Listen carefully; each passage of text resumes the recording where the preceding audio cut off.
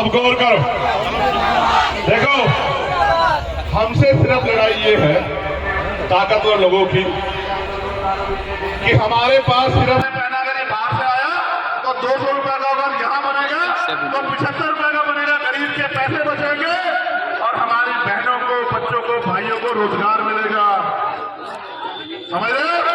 इसलिए हमारा ये प्रयास रहेगा कि ज्यादा से ज्यादा सरकारी नौकरियां हो, उससे आगे बढ़ो।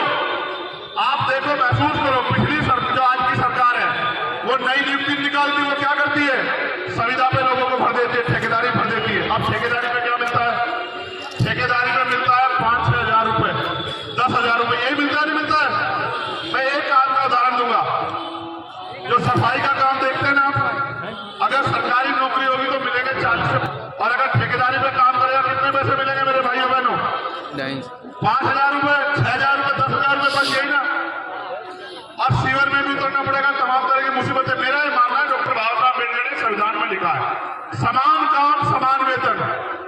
अगर योग्यता बराबर है, अगर 8 घंटे की ड्यूटी पे एक पुलिस के भाई को 50,000 रुपए तनख्वाह मिलती है तो मेरे होमगार्ड भाई को भी 50,000 रुपए तनख्वाह 8 घंटे की मिलनी चाहिए। अगर सफाई का काम या ऑफिस में 4th क्लास का काम करने वाले चपरासी को 50,000 रुपए की नौकरी मिलती है तो खेतों में काम करवाने वालों को, ऑफिसों में काम कराने वालों को और करने वाले लोगों को भी 8 घंटे का वेतन 40 से 50,000 रुपए मिलना चाहिए। मिलना चाहिए नहीं मिलना चाहिए बताओ? अगर 40 से 50,000 रुपए जेब में आएंगे तो फायदा होगा, नुकसान होगा? देखो, काम वही है, समय उतना लग रहा है, एनर्जी उतनी लग रही है, तो फिर पैसा बराबर क्यों नहीं? ये भी तो गैर बराबरी है। ये गैर बराबरी कब दूर होगी? जब हम इस पे काम करेंगे। कैसे? कि देश में न्यूनतम वेतन होना चाहिए, कि अगर मजदूर मजदूरी कर रहा है तो उसको एक दिन की दिहाड़ी 1,000 रुपए कम से कम मिलनी चाहिए। मिलनी चाहिए नहीं मिलनी चाहिए? आप बताओ। चाहे वो कहीं काम करे, जब 30,000 रुपए तक महीने के पैसे कमाओ, कुछ पैसे आगे नहीं आएंगे? चलो आगे बढ़ो। देखो, ये सारे काम संभव है। मेरे दिल में एक इच्छा, बाबा साहब अम्बेडकर विदेश पढ़ने गए, विदेश से पढ़ के आए, ज्ञान लेके आए, देश में अच्छा काम किया। मैं चाहता हूं कम से कम 10,000 बच्चे हर साल कमजोर वर्गों के, जिनके अंदर प्रतिभा है, उनको पढ़ने के लिए विदेश भेजा जाए। वो वहां से पढ़ के आए और आके देश में सेवा करें। जब वो पढ़ने जाएंगे उनका ज्ञान बढ़ेगा, जागरूकता बढ़ेगी और उसका लाभ जब वो वापस आके देश में करेंगे। अब तो हमारा बच्चा जाता है यहाँ से पढ़ लिख के और विदेश में जाकर नौकरी करता है, उनके यहाँ नौकरी करता है, नौकर बनता है। अगर अपने यहाँ के सेवा करेगा तो फायदा हमें। तो मेरा ये मानना है कि हमारी बहनों को, भाइयों को 10,000 बच्चे कम से कम हर साल विदेश में पढ़ने के लिए जाने चाहिए। ठीक है? क्योंकि अभी हम विदेश का मुकाबला नहीं कर सकते हैं। मैं इस बात कहूँगा बहुत, अभी मेरे को कोई खड़ा दिखाई दिया तो मेरा वो वाला रूप भी देख लेना, बीमार में वाला। सुनो, तुम पकड़ो अपनी जिम्मेदारी, कोई खड़ा नहीं होना चाहिए और खींच के बिठा लो जो खैर खड़ा हो रहा है। उसको खींच कर डालो, उसका नीला पट्टा ले लो, उसको कोई अधिकार नहीं नीला पट्टा पहनने का। जो अनुशासनहीनता कर रहा है, ये नीला पट्टा से ले लो, ये जो खड़ा कर घूम रहा है, ले लो नीला पट्टा।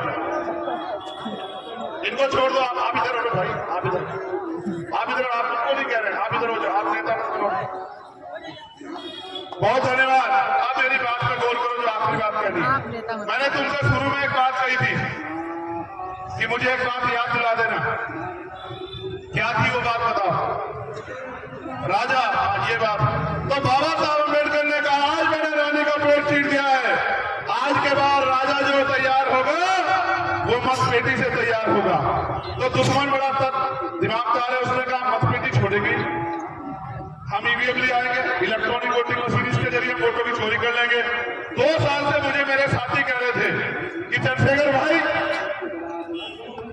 आप ईवीएम पे कुछ बोलते नहीं। मैंने उनको समझाया कि भाई ईवीएम पे 50 आदमी अगर आंदोलन करेंगे सरकार नहीं सुनेगी, मगर जितने लोग आज यहाँ बैठे हैं, अगर जिस दिन मैं कहूंगा वो सीतापुर के जिला मुख्यालय में जाके 1 दिवसीय धरना दे देंगे तो ये नहीं, विदेश की सरकार भी सुनेगी कि भारत में कुछ हो रहा है।